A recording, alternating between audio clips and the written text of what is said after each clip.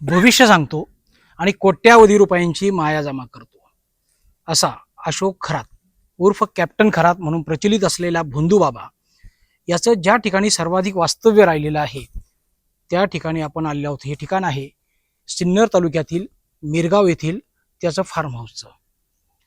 जवळपास 35 एकर जागेमध्ये त्यांनी ही वास्तू उभी केलेली आहे. एखाद्या चित्रपटामध्ये किंवा एखाद्या मोठ्या राजकीय नेत्याची ज्या पद्धतीनं वास्तू असते अगदी तशाच पद्धतीनं ही 35 एकरामध्ये 13 कोटी रुपयांचा हा जो आलिशान दगडी बांधकाम असलेला दगडी बंगला आपण या ठिकाणी पाहत आहोत.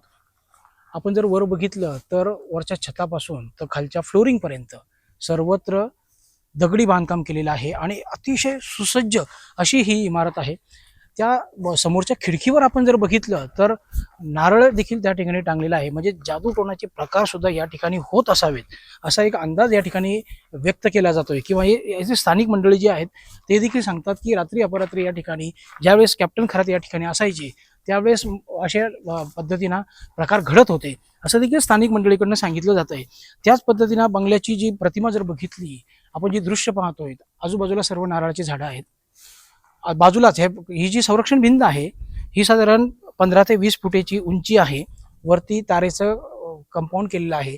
आतमध्ये कोणालाही प्रवेश दिला जात नाही. आणि या भिंतीच्या बाजूला म्हणजे पलीकडच्या साईडने त्या ठिकाणी मोठी आमराई आहे. 35 एकराचा हा पूर्ण भाग आहे. कोट्यावधी रुपयांची ही पूर्ण जागा आहे. ग्रामीण भागामध्ये अशा पद्धतीनं आलिशान वास्तू इतरत्र कुठेही पाहायला मिळत नाही. या ठिकाणचं जर बघितलं पूर्ण रखरखाव जर बघितला तर जी कॅप्टन खरात याची जी गाडी होती, जी कार होती ती थेट या इथपर्यंत यायची. म्हणजे जी मोठी भिंत जर बघितली त्या ठिकाणचा प्रवेशद्वार बघितल्यानंतर आतमधून तिकडून कॅप्टन खरात आतमध्ये जर प्रवेश केल्यानंतर त्या ठिकाणी असलेला सुरक्षा रक्षक गेट उघडायचा आणि गाडी थेट इथं येऊन या ठिकाणून वरती कॅप्टन खरात जायचे. हा जो दरवाजा आहे हा लाकडी बांधकामामध्ये पूर्ण केलेला आहे. फर्निचरमध्ये हा दरवाजा असून आतमध्ये जाताना हा दरवाजा ऑटोमॅटिक उघडला जातो असं या ठिकाणच्या काही लोक सांगताय.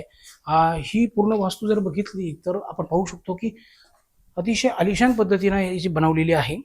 राजकीय मंडळी असतील, सेलिब्रिटी असेल, त्यांचं वास्तव्य चहलपहल या ठिकाणी असायची. ज्यावेळेस कॅप्टन खरात म्हणजे भोंदू बाबा या ठिकाणी असायचा त्यावेळेस अतिशय सुरक्षा व्यवस्था कडक असायची आणि लोकांची गर्दी इथं असायची. लोकांची म्हणजे सामान्य लोक फार कमी असायचे. जी राजकीय मंडळी असेल, सेलिब्रिटी असेल, त्यांचा चहलपहल मोठी असायची.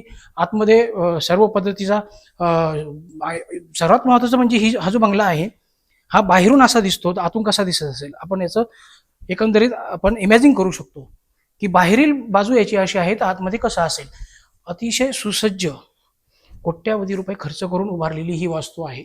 या ठिकाणी कॅप्टन खरातने अनेक वेळ जो आहे तो या ठिकाणी घालवायचा आणि या ठिकाणी अनेकांचा गंडे दोरेही देत असल्याचं सांगितलं जात आहे. आणि या इमारतीला अनेक ठिकाणी तसे लावलेले पण आहेत. नारळ असेल, लिंबू असेल, असे अनेक ठिकाणी त्यांनी या ठिकाणी बांधलेले पाहायला मिळत आहे. या ठिकाणी मिरगाव बरोबरच सिन्नर असेल, शिर्डी असेल, कोपरगाव असेल अशा ठिकाणी सुद्धा त्याची कोट्यावधी रुपयाचे भूखंड असल्याचं समोर आलंय. अलीकडेच आत्ताच कळालेल्या माहितीनुसार पाथर्डीमध्ये देखील त्याचा कोट्यावधी रुपयाचा भूखंड आहे. असं म्हणजे लोकांचे हात बघत बघत भविष्य सांगत सांगत स्वतःचं भविष्य कसं उंचवलं त्याचं हे उत्तम उदाहरण म्हणजे एका भविष्यकारानं 200 कोटीपेक्षा अधिक माया जी आहे ते जमवल्याचं समोर येत आहे. या ठिकाणी राजकीय मंडळींचं मोठं वर्चस्व असायचं.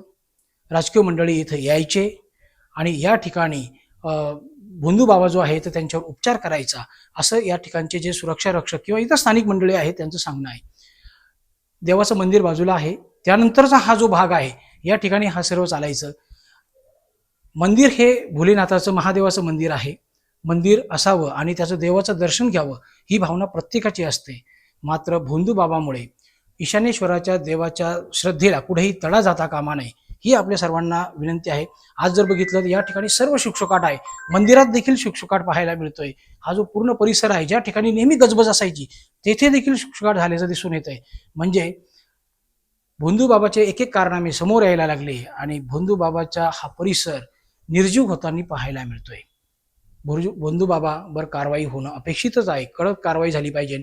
यामध्ये सर्वात महत्त्वाचं म्हणजे शिर्डीमध्ये देखील त्याचे काही हस्तक असल्याचं देखील समोर येत आहे. पोलीस तपासात हे सर्व बाबी समोर येणार आहे की कोण कोण बंधुबाबाशी जोडलं गेलेलं होतं. नाशिक असेल, सिन्नर असेल, शिर्डी असेल, कोपरगाव अशा ठिकाणी मोठ्या प्रमाणावर ह्या कॅप्टन खरातचे चाहते वर्ग होता. कॅप्टन खरात शिर्डीला आल्यानंतर अनेक चाहते मंडळी त्याला जोडली जायची, ते देखील या ठिकाणी यायचे. म्हणजे पोलीस तपासामध्ये आणखीन धागेदोगे, आणखीन पायामुळं जे आहे ती याची उघडी होणार आहे आणि त्याला शासन हे व्हावंच